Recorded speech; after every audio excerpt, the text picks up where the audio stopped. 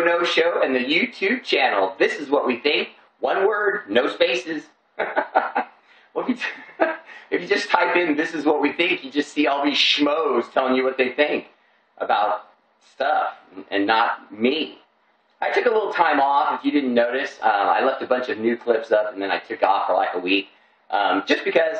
So if you were all sitting around tripping, going, "God, I wish the Joe No Show would put out something new," here I am. Crickets. The Death of the Lakers, Part 2. Way back on December 6th, I gave you the Death of the Lakers. And now I give you the Death of the Lakers, Part 2. Ooh, the Death of the... I've been lifted. The Death of the Lakers, Part 2. The Demise of Lakerdom. That's right. The Lakers are finished. That was for Jerry Buss. I apologize. Just a moment of silence for Jerry Buss. Ready, go. Okay.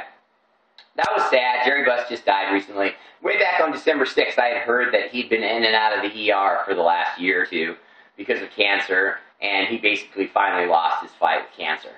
Jerry Buss was an innovator because he knew how to bring in guys like George Mikan, Kareem Abdul-Jabbar, Wilt Chamberlain, Shaquille O'Neal.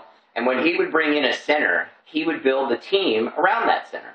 Now, obviously, Magic Johnson was his own star, but at the same time, Magic's the first one to tell you that he wouldn't have any rings if it weren't for Kareem. He just wouldn't. You know what I mean? He might have gotten one, but not 4 or 5 like he has. And the reason he was able to do that was because he had a big man he could dump the ball to that would score. And then that offense was built, in effect, around the big man. Yes, they were called the Showtime Lakers because they run and run and run, and they would do so many fast breaks. But whenever they couldn't fast break, they went down low to Kareem Abdul-Jabbar and Shaq. So we fast forward to now, and the Lakers of today, and Jim Buss, the son of Jerry Buss, who just passed away from cancer, is trying to rebuild the Lakers in the image that his dad traditionally built the team in. But there's one problem. Jerry Buss was able to massage egos the same way Phil Jackson does, pay players, and then get them to want to stay because he would build things around those players. Jim Buss has missed that. See, he got Dwight Howard to come to L.A., but now that he's got him, he's misusing him. Misusing him badly, because he's making decisions that are contradictory to a big man. He's brought in an offense that's contradictory to a big man. He's brought in a coach that's contradictory to a big man. He's brought in a coach that the player himself, Dwight Howard, openly said, "I don't want that guy. I want Phil Jackson," and then they went with another guy. And then it was widely reported that the reason they didn't go with Phil Jackson is because Jim Buss doesn't like the fact that his sister is porking Phil Jackson. Too bad. You know what I mean? If you want to win, you bring in the guy who's got more rings than fingers. What do you think? The guy has 11 championships, and you turn him down to bring in a guy who was fired by the Phoenix Suns after making some great runs, but no rings.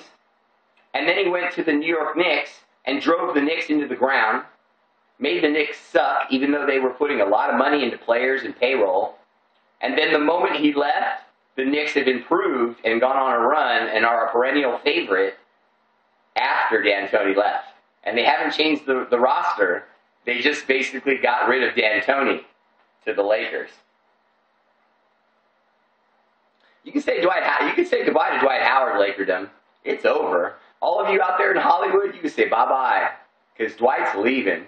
You better trade him. You got 2 days to trade him. This Thursday is the deadline. The NBA deadline is this Thursday. So you have 2 days to trade Dwight Howard. Why do you think all the Josh Smith trade talk was put on hold? Think about it. You can't trade for Josh Smith and then find out you had a shot at Dwight Howard. So that's why Josh Smith is sitting in limbo, because every team that might be interested in Josh Smith for damn sure would rather have Dwight Howard. I don't understand why. What does your eye test tell you?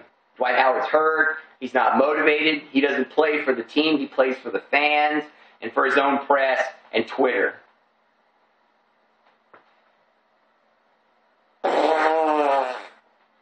Got 2 days, Lakers. You better trade him. Check out the Brothers That Be on the YouTube channel. This is what we think. They review the hottest movies, DVDs, and shit coming on television so you know what to watch and what to pass. Love you guys.